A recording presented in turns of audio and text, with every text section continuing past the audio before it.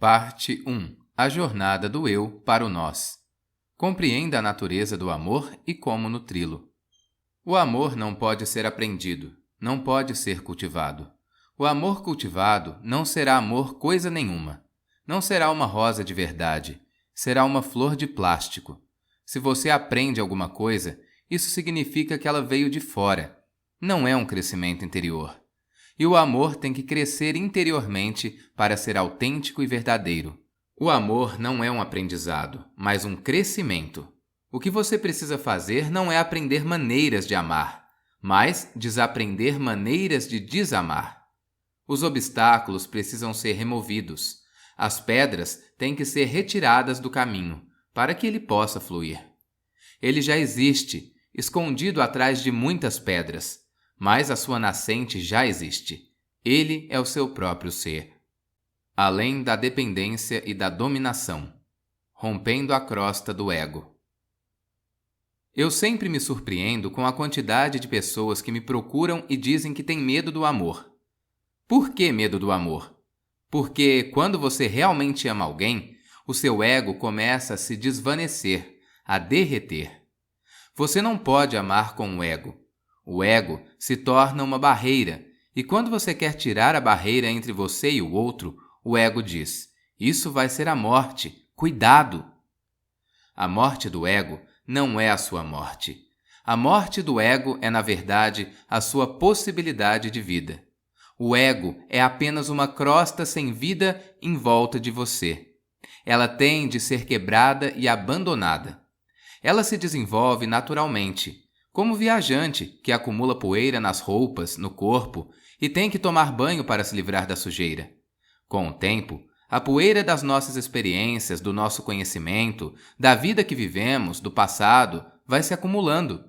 Essa poeira se torna o ego. Ela se acumula e se torna uma crosta em torno de você. E tem que ser quebrada e abandonada. É preciso tomar banho todos os dias. Na verdade, a todo momento, para que essa crosta não se torne uma prisão. É muito útil entender de onde vem o ego, entender as raízes. A criança nasce e é totalmente indefesa, principalmente a criança humana.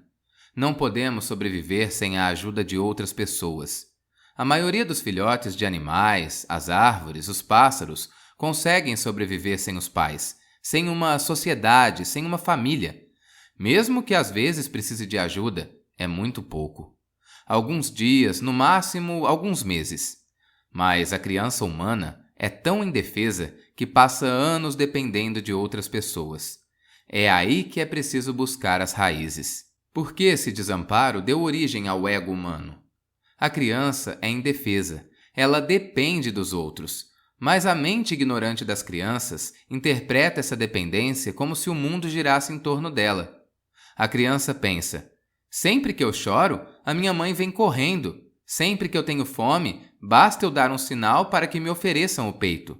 Sempre que estou molhado, choro um pouquinho e alguém troca as minhas fraldas. A criança vive como um imperador. Na verdade, ela é absolutamente indefesa e dependente, e a mãe e o pai, a família e aqueles que cuidam da criança estão todos eles ajudando-a a sobreviver. Eles não dependem da criança, a criança é que depende deles. Mas a criança interpreta isso como se o mundo girasse em torno dela, como se o mundo inteiro só existisse por causa dela. E o mundo da criança, obviamente, é muito pequeno no início. Ele consiste na mãe, que é a pessoa que cuida dela, no pai, que está ali por perto. Nisso se resume o mundo da criança. Essas pessoas a amam, e a criança se torna cada vez mais egoísta. Ela se considera o centro de toda a existência, e dessa maneira o ego é criado. Por meio da dependência e do desamparo, o ego é criado. Na verdade, a situação real da criança é justamente o contrário do que ela pensa. Não existe uma justificativa real para que esse ego seja criado, mas a criança é absolutamente ignorante. Não é capaz de entender a complexidade da coisa. Ela não sabe que é indefesa, acha que é um ditador. E então, pelo resto da vida, ela continuará tentando ser um ditador. Ela se tornará um Napoleão, um Alexandre, um Adolf Hitler. Os seus presidentes, primeiros-ministros, ditadores são todos infantis. Eles estão tentando conseguir a mesma coisa que viveram na infância. Querem ser o centro de toda a existência. Com eles, o mundo tem que viver e morrer. O mundo inteiro é a sua periferia e eles são o centro do mundo. O próprio significado da vida está encerrado dentro deles. A criança, é claro, naturalmente acha essa interpretação correta, pois quando a mãe olha para ela, nos seus olhos, ela vê que ela é quem dá sentido para a vida da mãe. Quando o pai chega em casa, a criança percebe que é ela quem dá sentido para a vida do pai. Isso dura uns 3 ou 4 anos, e os primeiros anos da infância são os mais importantes. Nunca mais haverá um tempo na vida da pessoa com o mesmo potencial. Os psicólogos dizem que, depois dos primeiros 4 anos, a criança está quase completa. Todos os padrões já estão fixados. Pelo resto da vida, ela repetirá os mesmos padrões em diferentes situações. E ali, pelo 7º ano, a criança já tem todas as atitudes confirmadas. O seu ego já está estabelecido. Agora, ela sai para o mundo. E daí em diante, em todos os lugares, encontrará problemas, milhões de problemas. Depois que ela sai do círculo familiar, os problemas começam a surgir, porque ninguém se importa com você como a sua mãe se importava. Ninguém está tão preocupado com você como seu pai estava. Pelo contrário, aonde quer que vá, você só encontra indiferença e o ego fica ferido. Mas agora o padrão já está estabelecido. Ferida ou não, a criança não pode mudar o padrão. Ela se tornou a própria cópia do seu ser. Brincará com as outras crianças e tentará dominá-las. Irá à escola e tentará dominar. Será a primeira da classe. Será a aluna mais importante. Talvez ela acreditasse que era superior, mas vai descobrir que todos os alunos acreditavam na mesma coisa. Existem conflitos, existem egos, existe briga. Existem discussões. E essa se torna toda a história da vida. Existem milhões de egos em torno de você, assim como você. E todo mundo está tentando controlar, manipular, dominar. Por meio do dinheiro, do poder, da política, do conhecimento, da força, das mentiras, das pretensões, da hipocrisia. Até mesmo na religião e na moralidade, todo mundo está tentando dominar. Mostrar ao resto do mundo que eu sou o centro do mundo. Essa é a raiz de todos os problemas entre as pessoas. Por causa desse conceito, você está sempre em conflito e lutando com uma pessoa ou com outra. Não que os outros sejam inimigos seus. Todo mundo é como você. Está no mesmo barco. A situação é a mesma para todo mundo. Eles foram criados do mesmo modo. Existe uma certa escola de psicanálise ocidental segundo a qual, a menos que as crianças sejam criadas longe do pai e da mãe, nunca haverá paz no mundo. Eu não concordo com eles, pois sem os pais, as crianças não serão criadas de maneira alguma. Esses psicólogos têm uma certa razão, mas trata-se de uma ideia muito perigosa, porque se as crianças forem criadas em creches, longe do pai e da mãe, sem nenhum amor, com total indiferença, elas podem não ter os problemas do ego, mas terão outros, até mais prejudiciais e perigosos. Se a criança for criada com total indiferença, ela não terá centro. Ela será uma confusão, será desajeitada, não saberá quem ela é. Não terá nenhuma identidade. Com medo, apavorada, ela não será capaz de dar nem mesmo um passo sem morrer de medo, porque ninguém a amou. É claro que não haverá ego nenhum, mas sem ego ela não terá centro. Ela não se tornará um Buda, será apenas alguém embotado, incapacitado, que sente medo o tempo todo. É preciso amor para que você sinta destemor, para que se sinta aceito, alguém que não é imprestável, que pode ser jogado no lixo. Se as crianças forem criadas numa situação em que não haja amor, elas não terão ego, isso é verdade. A vida delas não terá tantas disputas e combates, mas elas não serão absolutamente capazes de se defender. Estão sempre fugindo, correndo de todo mundo, escondida nas cavernas do seu próprio ser. Elas não serão Budas, não irradiarão vitalidade, não viverão centradas. À vontade, em casa, serão simplesmente excêntricas, fora do centro. Também não será nada bom. Portanto, eu não concordo com esses psicólogos. A proposta deles criaria robôs, não seres humanos. E os robôs, é claro, não têm problemas. Ou ela pode dar origem a seres humanos que sejam mais parecidos com animais. Haverá menos preocupação, menos úlceras, menos câncer, mas nada disso vale a pena se significa que você não pode chegar ao ponto mais elevado da consciência. Em vez disso, você estará numa queda livre, estará regredindo. É evidente que, se você se tornar um animal, haverá menos angústia, porque haverá menos consciência. E se você se tornar uma pedra, uma rocha, não haverá preocupação nenhuma, porque não haverá ninguém ali dentro para sentir preocupação, para sentir angústia. Mas não vale a pena. A pessoa tem que ser como um Deus, não como uma rocha. E com isso, quero dizer absoluta consciência e mesmo assim nenhuma preocupação. Nenhuma ansiedade, nenhum problema. Viver a vida como um pássaro, celebrar a vida como um pássaro, cantar como um pássaro. Não regredindo, mas avançando até um nível ótimo de consciência. A criança forma o ego. É natural, nada pode ser feito com relação a isso. É preciso aceitar. Mas, posteriormente, não há necessidade de se continuar com ele. Esse ego é necessário no início, para que a criança se sinta aceita, amada, bem-vinda. Sinta que ela é um convidado de honra, não um acidente. O pai, a mãe e o calor humano em torno da criança a ajudam a crescer forte, enraizada, ancorada. É necessário. O ego lhe dá proteção. É bom, é assim como a casca de uma semente. Mas a casca não deve se tornar definitiva. Do contrário, a semente morrerá. A proteção pode durar por tempo demais e se tornar uma prisão. A proteção precisa continuar sendo uma proteção enquanto for necessária. E, quando chega o momento de a casca dura da semente cair por terra, ela precisa morrer naturalmente para que a semente possa brotar e a vida nascer. O ego é só uma casca protetora. A criança precisa dela porque é indefesa. Precisa dela porque é fraca, porque é vulnerável e existe milhões de forças em torno dela. Ela precisa de proteção, de uma casa, de uma base. O mundo todo pode ser indiferente, mas ela sempre pode se voltar para o seu lar, e ali pode adquirir importância.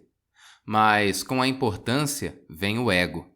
A criança fica egoísta, e com o ego surgem todos os problemas que você enfrenta. Esse ego não deixará que você se apaixone. Esse ego gostaria que todas as pessoas se rendessem a ele. Ele não vai deixar que você se renda a ninguém. E o amor só acontece quando você se rende. Quando você força outra pessoa a se render, isso é detestável, é destrutivo. Não é amor. E se não existe amor, a sua vida não terá afeto, não terá poesia. Ela pode ser prosa, matemática, lógica, racional. Mas como viver sem poesia? Não há nada de errado com a prosa.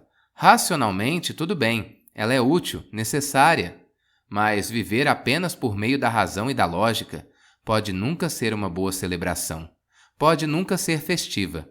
E quando a vida não é festiva, ela é chata. A poesia é necessária. Mas pela poesia você tem que se render. Precisa descartar o ego.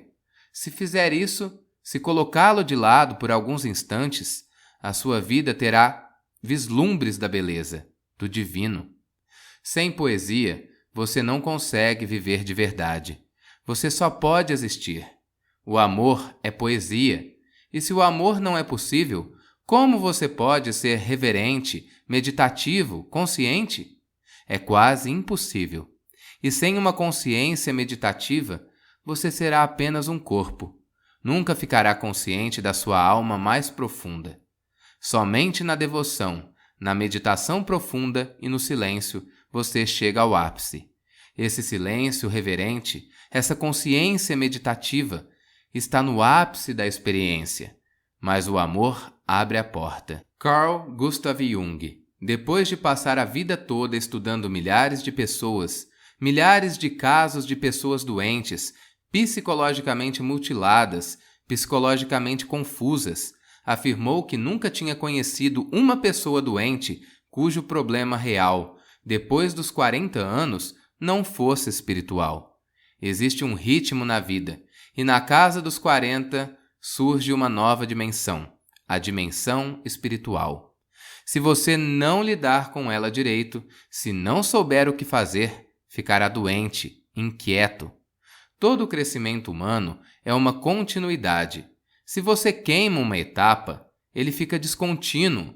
A criança forma o ego, e se ela nunca aprender a deixar esse ego de lado, não conseguirá amar, não conseguirá ficar à vontade na companhia de ninguém. O ego viverá guerreando.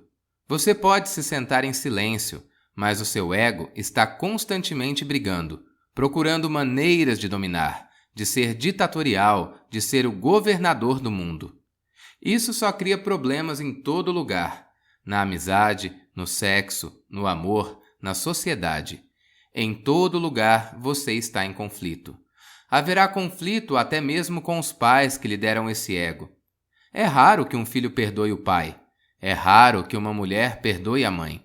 Isso acontece muito raramente. George Gurdjieff tinha uma frase na parede da sala onde ele costumava receber as pessoas. A frase era assim: se você ainda não fez as pazes com seu pai e a sua mãe, vá embora. Não posso fazer nada por você. Por quê? Porque o problema foi criado ali e tem de ser resolvido ali. É por isso que todas as tradições o aconselham a amar os seus pais, a respeitar os seus pais tanto quanto possível, porque o ego vem dali. Essa é a base. Solucione-o. Caso contrário, isso vai assombrar você em todo lugar. Os psicanalistas também chegaram à conclusão de que tudo o que fazem é levar o paciente de volta aos problemas que existiam entre ele e os pais e tentar resolvê-los de alguma maneira. Se você conseguir resolver o seu conflito com os seus pais, muitos outros conflitos simplesmente desaparecerão, porque eles se baseiam no mesmo conflito básico. Por exemplo, um homem que não se dá bem com o pai não consegue se dar bem com o chefe no escritório. Nunca, porque o chefe é uma figura paterna. Esse pequeno conflito com os pais continua a se refletir em todos os seus relacionamentos. Se você não se dá bem com a sua mãe, também não se dá bem com a sua esposa, porque ela representa as mulheres. Você não consegue se sentir bem com as mulheres em geral, porque a sua mãe é a primeira mulher da sua vida, é o seu primeiro modelo de mulher. Onde quer que haja uma mulher, a sua mãe está, e um relacionamento sutil continua. O ego nasce no relacionamento com o pai e a mãe, e é ali que é preciso enfrentá-lo. Do contrário, você continuará cortando os galhos e as folhas da árvore, e a raiz continuará intacta. Se chegou a um acordo com seu pai e a sua mãe, você amadureceu. Não existe mais ego. Você compreende que era indefeso, que dependia dos outros, que não era o centro do mundo. Na realidade, você era completamente dependente. Não teria sobrevivido de outro modo. Se você entende isso, o ego pouco a pouco se desvanece, e quando não está mais em conflito com a vida, você se torna solto e natural. Você relaxa. Fica leve como o ar. O mundo não parece mais cheio de inimigos. É uma família, uma unidade orgânica. O mundo não está mais contra você. Você pode flutuar com ele. Ao descobrir que o ego é uma bobagem, ao descobrir que o ego não tem base existencial, ao descobrir que o ego é só um sonho pueril, uma ideia equivocada nascida da ignorância, a pessoa simplesmente deixa de ter ego. Existem pessoas que me procuram para perguntar: como eu me apaixono? Existe um jeito? Como se apaixonar? Elas querem saber um jeito, um método, uma certa técnica. Elas não entendem o que estão perguntando. Apaixonar-se significa que agora não há mais jeito. Não há uma técnica, não há um método. É por isso que se fala em cair de amores. Você não está mais controlando nada, você simplesmente cai. É por isso que as pessoas de muito raciocínio dizem que o amor é cego. O amor é o único olho, a única visão. Mas elas dirão que o amor é cego, e se você estiver apaixonado, dirão que você ficou louco. O amor parece loucura para a pessoa movida pela cabeça, porque a mente é uma grande manipuladora. Qualquer situação em que se perde o controle parece perigosa para a mente. Mas existe o mundo do coração humano. Existe o mundo do ser humano e da consciência, onde nenhuma técnica é possível. Todas as tecnologias são possíveis com a matéria. Com a consciência, nenhuma tecnologia é possível. E, na verdade, nenhum controle é possível. O próprio esforço para controlar ou para fazer com que as coisas aconteçam é egoísta.